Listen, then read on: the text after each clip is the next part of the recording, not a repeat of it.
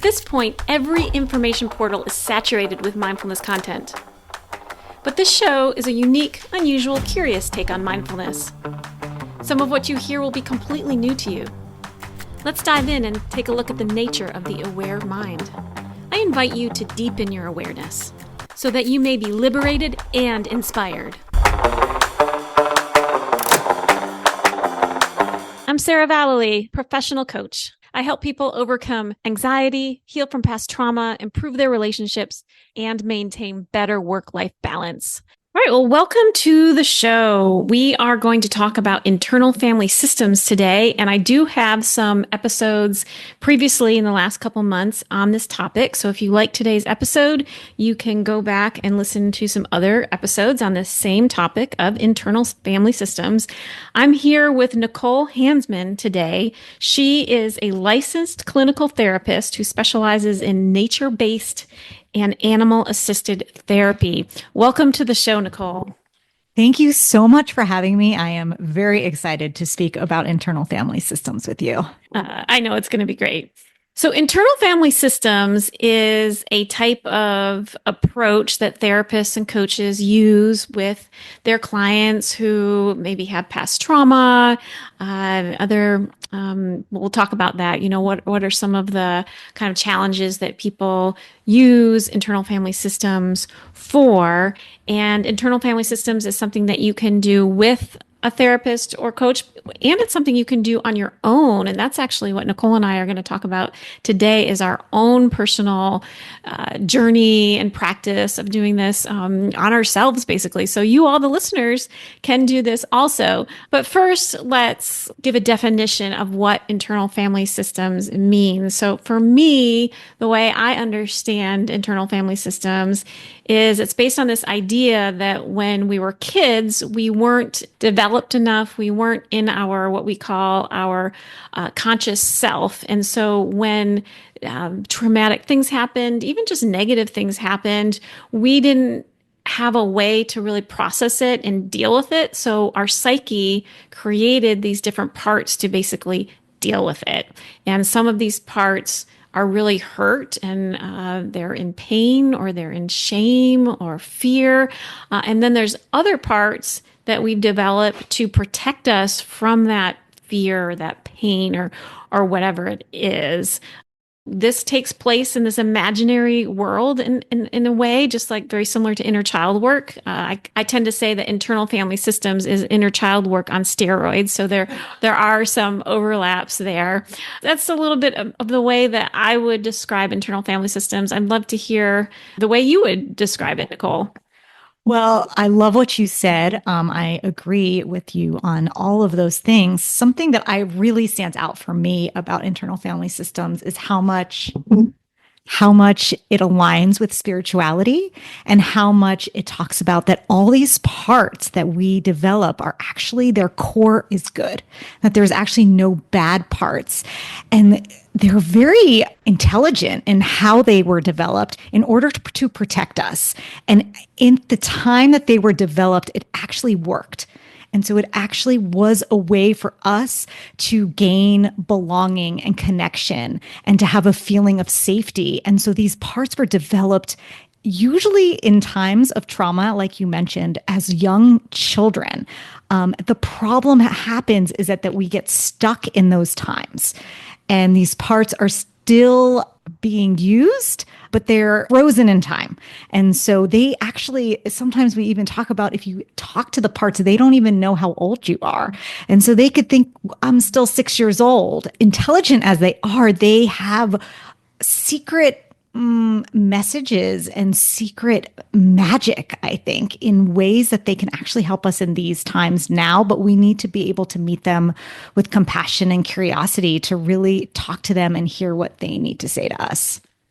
Yeah, I love that. That is such a key part here is that they are kind of frozen in time, and that they are operating in a way that they would when you were a child, but now maybe you're 50, now maybe you're 36, however old you are, it's still operating in this way as if you were, 2 years old, or in second grade, or something like that. So that's part of this. So we're going to go down some rabbit holes here, and we might sound like we've lost our mind a little bit. We might sound a little cuckoo. So I want to share some statistics so we can ground this in the reality of actually how effective this technique is. So there is one study that was published in 2016. This study was published in the Journal of Marital and Family Therapy, and the study included 37 female college students. And what they did, half of these students participated in internal family systems therapy, and the other half participated in cognitive behavioral therapy. And then they tested them before and after for effectiveness. And it turns out that both groups improved the same amount. So this study just shows that internal family systems is as effective as cognitive behavioral therapy. One other study that I want to share was published in 2021 in the Journal of Aggression, Maltreatment, and Trauma.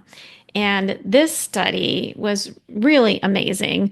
There were only 17 adults that participated in this study, but they were all diagnosed with PTSD, post-traumatic stress disorder, and they all participated in 16 90-minute sessions of internal family systems, otherwise known as IFS therapy. And here are the results. They took the clinical administered PTSD scale before they started their therapy, before the 16 sessions, and they did it again after the 16 sessions. And this tested for intrusive thoughts, flashbacks, avoidance behaviors, and hypervigilance as just a few examples of what that test studies for. And the improvement was 91%. 91% improvement on their PTSD symptoms. So that's amazing. That is amazing. And they tested for feelings of helplessness, shame, negative self-talk, and disassociation experiences. And that had a 53% improvement. And one more, they tested for depression, and depression had a 60% improvement. So absolutely effective. And I totally believe this, with the work that I do with clients, it's just really amazing. Yes, I have to agree. It is amazing work. And I do want to just point out that, like cognitive behavioral therapy, what I've noticed is that it's really a great, very effective therapy. And it's really going to the symptoms. Whereas I feel like IFS goes deeper and actually goes to the core of what's going on with the person and is actually able to help you. And which we talked about earlier, that you could do it yourself, which is so awesome, to really find what the core is and to really find this love and compassion to yourself, which helps you with your symptoms. So it's like a double-edged sword there, where it's really getting to not just your symptoms, but the core of where this comes from. Yeah, it's amazing. It's amazing. When I tell people, why I love this so much, I love it because it is how it works. Like this guy who came up with this, like he completely hit the nail on the head of how our psyche works, and that's why it works so well. We are talking today about doing this internal family systems on ourselves, and Nicole and I are going to share some of our stories and our parts, right? Introduce you to some of our parts. So let's kind of paint a picture for the listeners of how do we get this started? Like you're laying down in your bed or you're sitting on your meditation cushion. And then do you ask yourself a certain question, or how do you get yourself started? For me, what I like to do is, well, first of all, if there's something that's like up for me, meaning like if I'm feeling anxiety already, or I just had a fight with my partner, or I'm feeling stressed about something, I tend to then give myself some time to get alone, get quiet, really connect to my body. And what I really love to do is connect to my heart specifically. I'll put my hand over my heart and just take a deep, like 3 deep breaths and really connect to my heart and then do like a quick body scan of what's going on in my body. What I notice is one of my things is a lot of my parts likes to live in my stomach and my digestion. So I can tend to say, "Oh, I'm feeling nauseous right now. What is going on?" And then I like to ask that nausea, actually ask it like, who are you and what's going on for you right now? And it's pretty awesome to see that so much comes from just asking your body. It has so much wisdom. And if you really get quiet and really allow, like that one part of me that's very analytical and says, is this really even true? Am I even doing this right? Am I making this up? Like to say, honey, I hear you. Let's step aside for a second and let's just see. Even if we're making this up, let's just see what happens. Because you know what? It's okay if we're making this up. Because the power of what comes out of it is what really matters. One part that I've been really working a lot with lately is this part that feels nauseous. And what I've noticed about this part of nausea is that it's funny because we have sayings in our culture a lot like, I can't stomach this. And it tends to be a part of me that is pushing down, where there's another part of me that is really wanting to speak my truth. And so that is something that I am actually working a lot with right now. So for me, I usually am laying in bed when I do this work. Actually, I was just doing this last night. I started with a physical sensation. So I usually either start with a physical sensation or I start with a behavior that I'm doing. It could even be as simple as feeling stressed. But last night it was a physical sensation. I was feeling some nausea, and most of my parts are in my head area, like around my head or in my head. But I have a couple in my abdomen. So last night it was in my abdomen. And so this part was nervousness that came up. And that part doesn't actually come up too often, but it did. I asked it what it's afraid of. Like it's there, it's making my stomach a little nauseous. Like what's it afraid of? And what I heard was it's afraid I'll lose control of outcomes because things are too overwhelming right now. Like this week has just been a really overwhelming week. I've just had like an extra lot of stuff to do. And so this part is literally afraid that I'm just not going to be able to control all the outcomes of everything. Well, it just basically was keeping me to do things because it wanted me to do less so I wasn't so overwhelmed. So it's actually kind of helpful. I was like, oh, well, thank you. That's helpful. And so I kind of made a couple of decisions of things I needed to take off my plate. So that was just last night. Yeah, so I guess just the overall thing is you like start out with a physical sensation or behavior or an emotion and maybe ask where that is in your body and then ask like maybe what it's afraid of.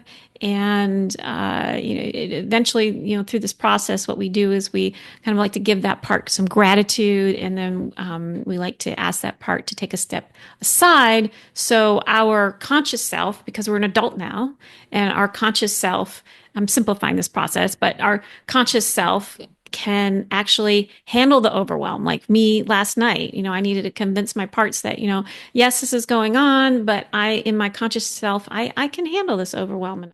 Yeah, I love that. So I tend to like to ask, like, what is the message that you have for me right now?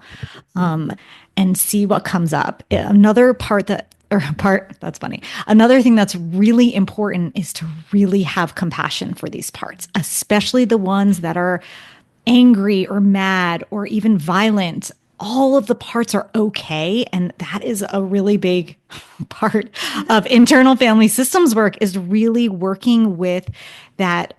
It's everything's okay. There's nothing that's bad, because when we start thinking of these parts as bad, it's when they actually will get louder.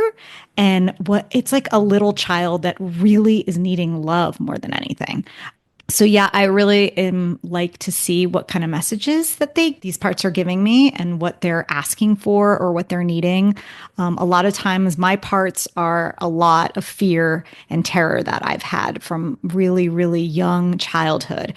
And so working with terror is not an easy task. And so I really try to pretend like I am that little child again. And what would I do to a 2 year old who is scared of life or scared to go outside? I would hold it. I would say, it's okay, honey. It's okay to be scared. And then it tends to, when I bring love and compassion to those parts, it tends to change. And I can then go into my more adult self and really see my connection to source, to spirit, to the universe, and my groundedness. I like to really try to ground my feet in the earth and my like having my heart open and really remember that we're all connected because all these parts are also connected.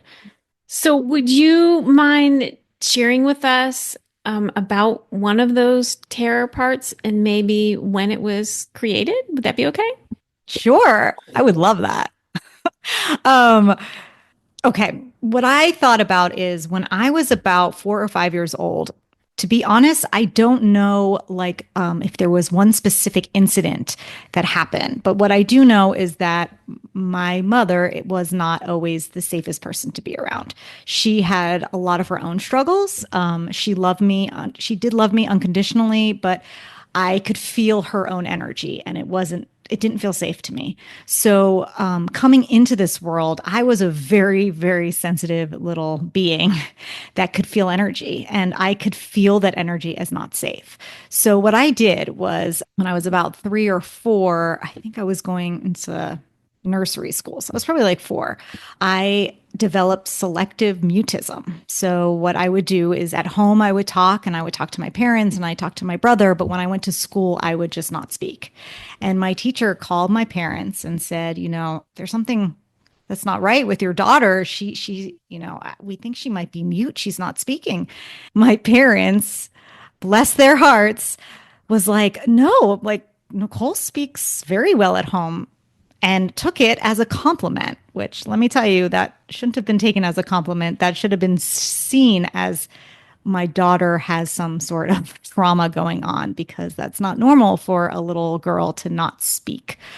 So anyway, what I did is I developed this part of me that was did not speak in public. I was too scared. And the only way I felt safe was to be around my parents, even though it wasn't a safety that was fully embodied. It was a safety that needed connection.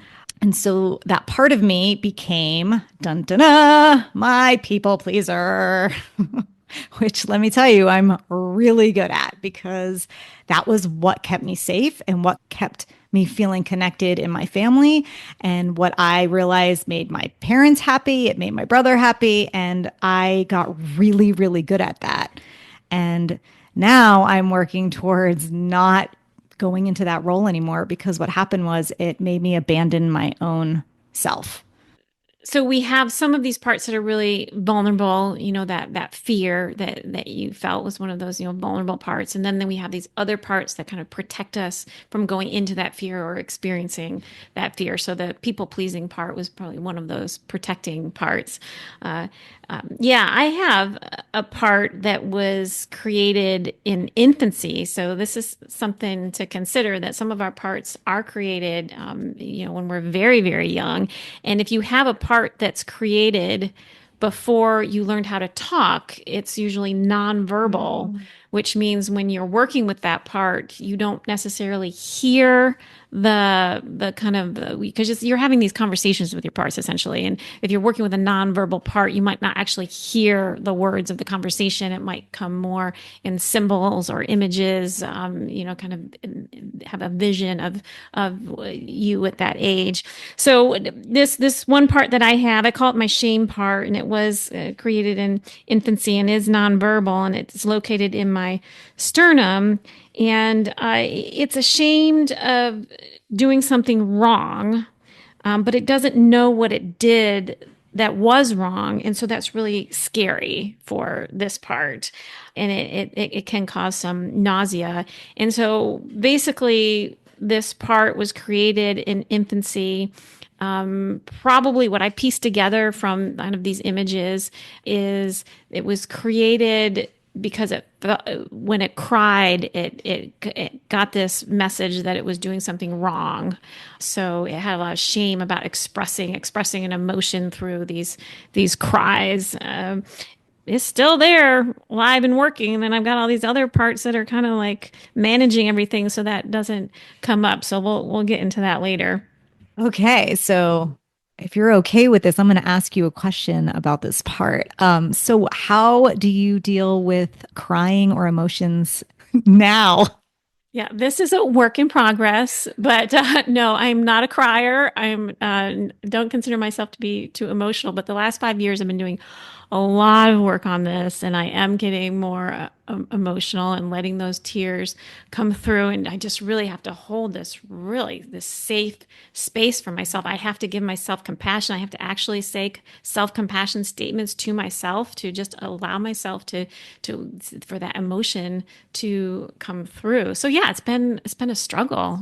Definitely. Yeah. And I have this other part that I call grimace that whenever somebody says something that's hurtful, I just totally just shut down. I put this wall up. I have kind of a grimace on my face. I'm completely stubborn and you will not see any ounce of vulnerability. I am just like, cool as a cat, a spine of steel. And so that's another part that comes in to just make sure that there's no emotion expressed.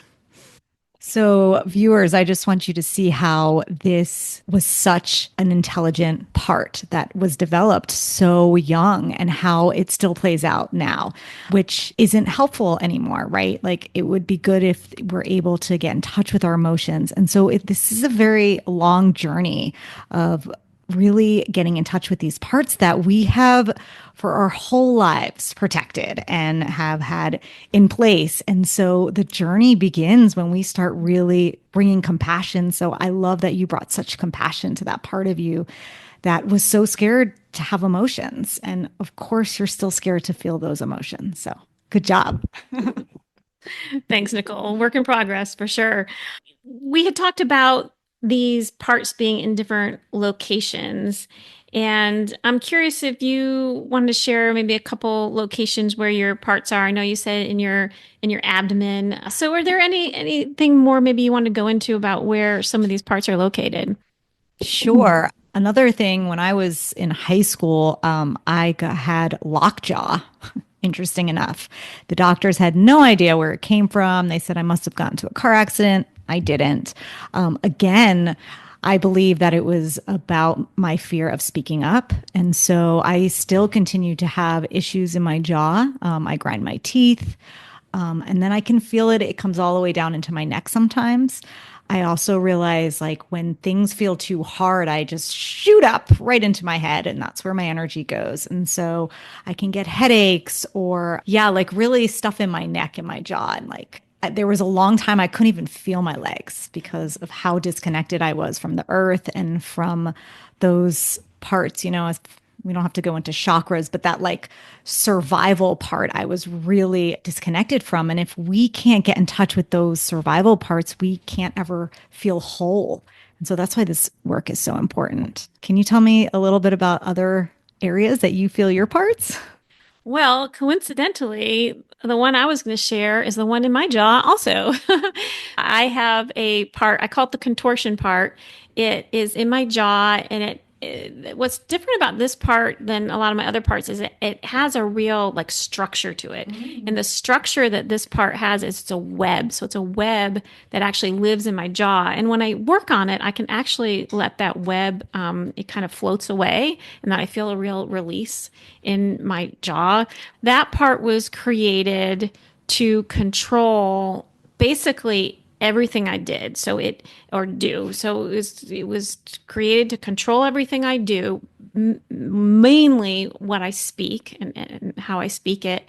And the reason it was created was to not get certain people in my family angry at me. really the walking on eggshells kind of skill, right? To conduct yourself in a certain way and to word things in a certain way, to express yourself in a certain way so you don't anger others. And the reason I call it contortion part is because it contorts who I am. Like it contorts me into this, existence. So people around me won't get angry, basically. When I ask it, well, what is your biggest fear? What are you afraid will happen if you don't do your role, don't do your job, that you're afraid that people will abandon you, that people will get angry and then leave you, essentially. I just wanted to say something about that, which is funny, is what I'm realizing with the people pleaser, very similar, is that its biggest fear was abandonment. And yet, being a people pleaser, the irony of it is that I was abandoning myself. And so, a lot of times, this is what happens. It's like our biggest fear from the outside, we actually internalize and do internally. So, I love how so many of our parts are similar. And I think that the viewers probably have similar parts that we all struggle with and we all walk around this world with. And so I love that this is, something that we're talking about because it's important that we talk about it and don't shame these parts. They're brilliant. They're our wisdom. Yet at the same time, it is so important that they can take little breaks so our conscious self can lead, right? And we can go through our lives from that perspective, from that centered, compassionate self. Something else that I really want to bring up because it's really important. It's something I struggled with, and actually, my own therapist helped me a lot with this. Is if you are dealing with a part that's, let's say, terror, so that's a really scary part to be dealing with. In order to really fully get in touch with this part, you have to also have access to to yourself, to the big self, to the compassionate, the adult part. Because what can happen is that you can merge with that part. And then there's no healing happening. You're just actually can get yourself even more terrorized and more terrorized. I know that I have really struggled with the concept of like sitting with your feelings, which I think is huge and what we should do. And I think it's very healing. However, we need to be able to pendulate from like sitting with the feeling to being able to observe the feeling. And if we're not in that state, then it is not actually safe to do that because we're just going to get ourselves more merged and blended with these parts. So it's like when we work with the parts, we also have to have access to the part of us that is the true self. That definitely happens as we get blended with the parts. And the way I can tell that a client, for example, is blended is I will ask them, do you see this part as separate from yourself, or does this part seem like it's you? And if the part seems like it's you, then you're really blended with it, which is okay because there's strategies to do, to being compassionate towards it and understanding, form a relationship with it, form some trust. You eventually want to get to a point where you see it as a little bit separate from yourself. Recently, I had a part blended, still might be blended, but that I'm working with. It seems like the parts that you start to work with newly, like it's a new part that you're working with, they seem like they're the ones that are blended. Like after you've been working with a part for, a few months or a year or something, it seems less blended. But this part that I've been working with that's a little bit newer, this one I call so far, this is a new part, but I call it needs an angry protector. And this one feels really blended with me. It's it's a little bit hard to see it, but I do see it being on the left side of my body, so that's helpful. But this part was created, I think, when I was about 6 years old. My dad, he can get very angry. He has a lot of anger. He used to buy tractor parts. And so we would often be driving around in the middle of nowhere, going to these farms and going and buying tractor parts. This one time when I was 6 years old, this is what we were doing. And we parked and we were on this like farm out in the middle of nowhere. And we started walking around trying to find the guy to sell us the tractor part. And these two dogs came at us and tried to attack us. Whoa. Yeah, it was scary. And so my dad, and this is just like one example story, like things like this happened a lot. And so my dad used his anger and he just started shouting and yelling at the dogs. And he literally like, alpha mailed the dogs. Like he like outdid the dogs and they got scared enough and backed up. And so me as this little kid, I'm like, oh my God, my dad saved my life. Like his anger saved my life. Yeah. And then you have these stories in your families. And one of the stories in our family is my dad was drafted for the Vietnam War and he got out of the draft because he went to the interview and acted like a complete crazy person on purpose. He just started yelling. He was like, fuck you, da, da, da, da, I'm not going to your fucking army. And so they discharged him. Yeah. So we have this family story that dad's anger saved his life because he didn't get drafted and go to the Vietnam War, right? So just another reinforcement of this idea that a man's anger protects me. So that's a part that's I'm working with to get a little bit unblended. And the way it shows up in my life is I get into relationships with men who have, real anger issues because there's a part of me that really feels good about that. Like this guy's going to save me with his anger, keep me protected from the chaos of the world. So definitely working on healing that part. Wow, that is super insightful too. It's so cool, like all these different parts and all the different beliefs that come around it. And then how we tend to choose people to help us heal these parts. And it's like the universe saying, are you going to actually keep doing the same thing or are you going to do it differently? So I love that you're going to do it differently. So, Nicole, I know that you specialize in nature based and animal assisted therapy, which is so amazing. You work out of this farm that has these horses and these dogs, and you do this animal assisted therapy work. And we were talking before the podcast about how you actually can merge some of this internal family systems work with working with these animals. So I'd love to hear some of your personal experience with that. Yeah, so I love working with the animals and our parts. The animals can create such a container and a sacred space for us to really let go of our masks and really tune into our true essence and our true self. And then also help us to understand when we do show up in certain ways. Like if we're showing up in our firefighter, which is something that can look like anger or some a part that is wanting a boundary and is really unable to sink into their vulnerability. For example, a horse will not feel safe with that kind of part. So it will show up that the horses will not want to connect with you because when you have that kind of facade happening on the outside and on the inside, you're feeling differently. That is not safe for a horse to connect with. Horses are also prey animals. So that can also feel like predator energy. So it really can help us to understand where we're at. Also, I work with these beautiful Pyrenees dogs that are just soulful and playful and look right into your soul with their eyes. And they're really good to work with our inner child parts and our parts that just want to be seen and held. And then I work with goats that are funny and mischievous, and that's fun to work with.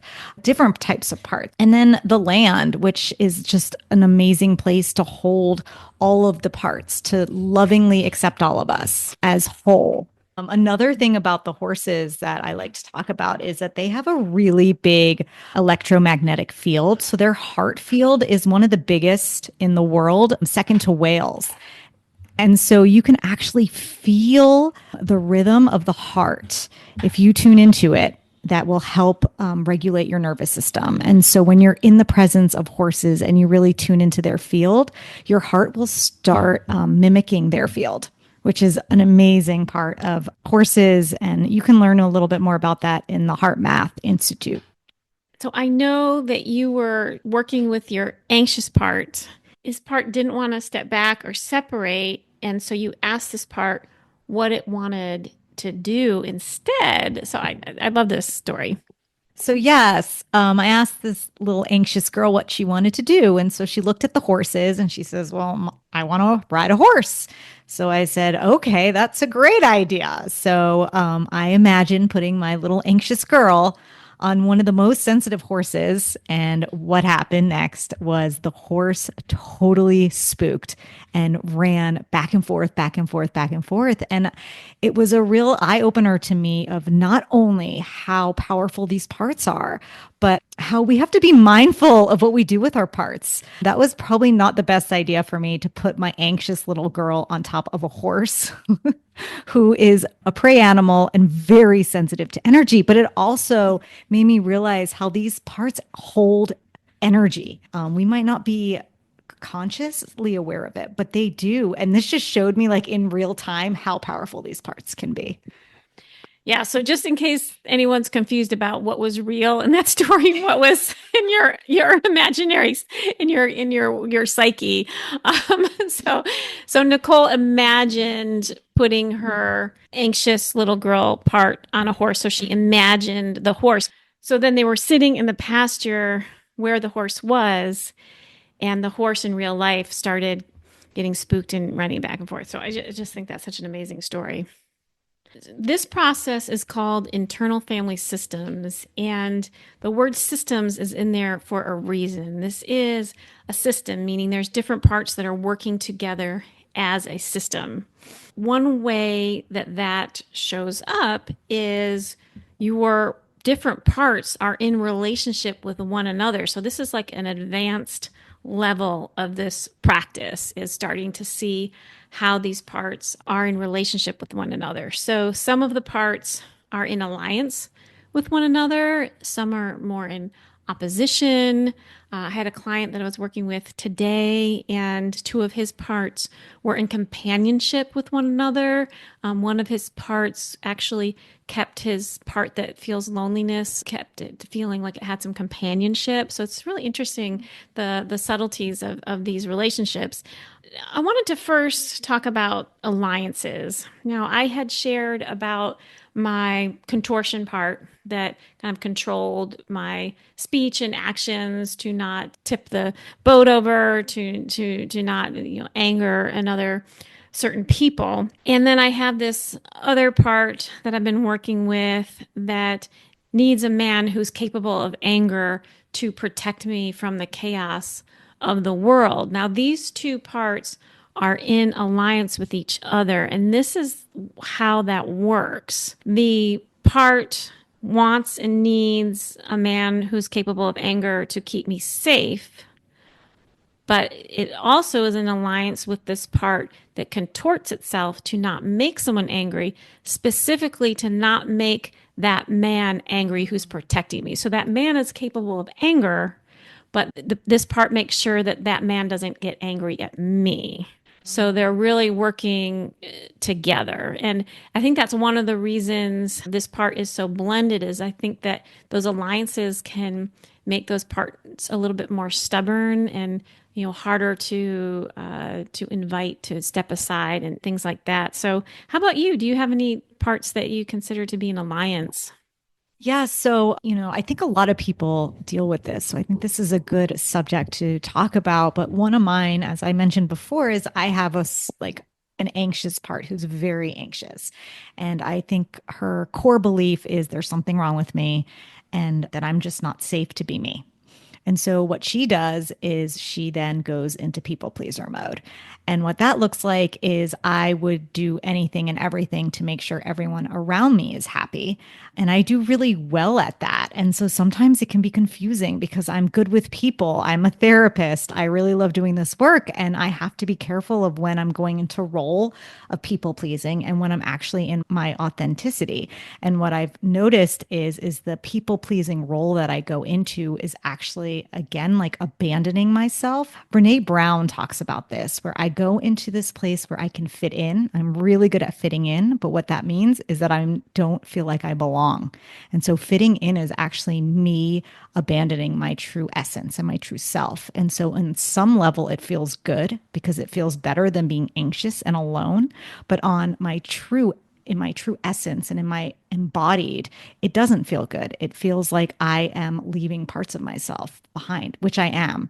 Yeah, there's a lot of physical sensations that go with it. Like I mentioned before, this part of me that feels it in my jaw. It's like I don't feel safe to speak my truth. I don't feel like I'm good enough. So I might as well keep it all in. But what happens is that I then struggle with jaw problems and feeling really tense. Working with these parts and understanding which parts are in alliance is really helpful to understand because, as mentioned before, like this is a system. And so when we start seeing the system at work and at play, we're wow, there's so much to it. It's multidimensional, which is really cool because once we start to become aware of it and really see it like it is and really have compassion for those parts that were so brilliant when they came on board is where we can actually then heal. Yeah, this process is so healing. And so another typical relationship between parts would be the opposition, two parts opposing each other. And so a typical example of that would be you have your overthinking part, step in, you're overthinking, and then you have this other part that's judging yourself for overthinking. So those two parts are going to be in opposition. So that happens a lot if you have a feeling this judgment towards a behavior that you do, then those two would be in opposition. Another typical one would be if you have an addictive part and then you have this other part of you that judges you for having that addiction. That can just be very tiring. So these protector parts are protecting these, what they call in internal family systems, the exiles. And the exiles are the ones that have the raw emotion of terror, fear, shame. And so, yes, when we can allow the protectors to step aside and let our conscious self witness these exiles and have love and compassion for them, it's when things really can shift. The other thing I think is cool is we can give these parts of us different roles. So, that critical one that I know a lot of us struggle with, that critical one who is berating us, which also I want to mention what happens is that that judgmental one that judges yourself will then judge others. So I think it's so interesting that we tend to project what goes on inside of our own psyches onto the outside world. And so we can give that judgmental part a role of, let's say, cheerleader, of like actually cheering you on instead of berating you and really loving you and telling you how, wow, you've come so far that you're even recognizing this. And once you recognize them and you can have a relationship to them, you can see how there's so much energy in them that could be shifted. And there's so much energy that could be freed for creativity and for love and for you stepping into your alignment and your purpose. And so that's what is so exciting about this work. Yeah, it's such amazing healing work. Thank you for sharing all that, Nicole. What we're doing here is we're creating space for our conscious, centered, compassionate self to lead without being so encumbered, is the way I think about it, by all of these protector parts. How would you describe in more detail the conscious self, and how would you suggest to listeners that they could move more into their conscious self? Wow, what a great question. When you really can connect to your heart and feel into the true essence of who you are, and sometimes that takes time to practice. We're very used to being in these parts of ourselves. It can take some time to practice. But when you're in that state, or if you can even remember a time where you felt just joy and love and like a sense of limitless time with my clients, times when they were little children. And like, when was a time or what did you do where you just like forgot about who you were, or you were just like totally immersed in your imagination? And you can bring back those times. For me, it is being with these animals and how freeing it feels to be around animals that are just truly present and just, they have no parts like this running the show. They're just who they are. And it's such a reminder to us of like when we are really in our own embodied and when we're in our own heart space and when we're connected to who we are and what we've come into this world to do, how freeing it feels. So some of the words that come to mind is just when you're feeling calm, when you are feeling compassionate and curious and open. Those are some of the things that you know that you're connected to your true essence and that big S self. You know, we all have it. It's in all of us and we all can connect to it. And it just might take a little time and be loving and compassionate if it does take time, but we all have that. And we all can remember times in our lives where we just were totally present. I feel like a lot of us can remember times like when we go on vacation or we're in the ocean or we're watching a sunset where we're just totally one with life. Drop the mic. Yes, that is it. That is so well said.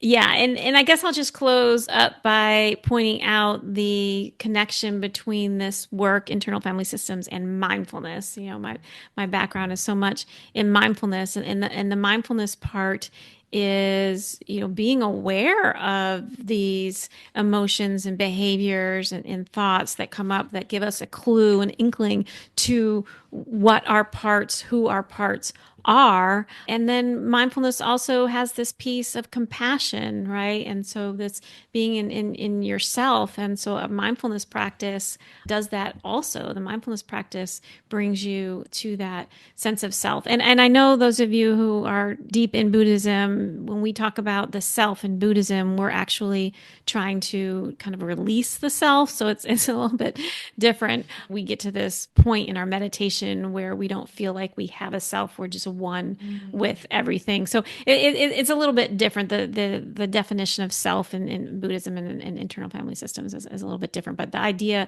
of this, moving into this compassionate, calm place is the same. So Nicole, thank you so much for sharing your stories and your knowledge and wisdom with us today. And I'd love for you to share a little bit more about your practice, what kind of clients you work with, and how people can get a hold of you.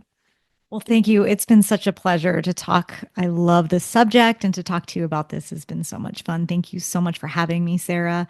I work on a beautiful farm in Fairview, North Carolina, and I work with horses, and there's Great Pyrenees dogs, there's sheep and goats, and I love to bring in internal family systems into my practice.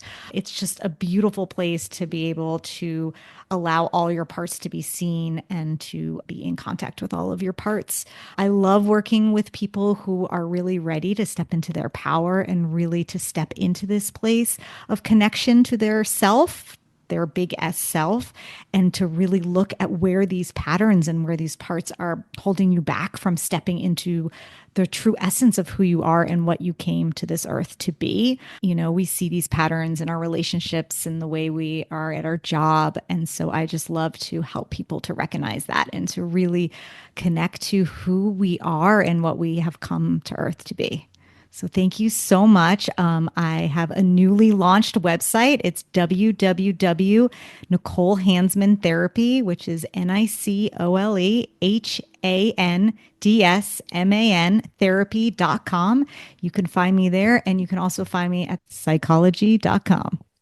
And I will put a link to Nicole's website in the show notes. Thanks so much. The Aware Mind podcast is a TSD mindfulness production. Please check out our show notes for upcoming events and links to additional resources. Please visit our website at tsdmind.org. That is T as in tame, S as in soothe, D as in dwell, mind as in mindfulness.org. And don't forget to follow us on Instagram at TSD_mindfulness.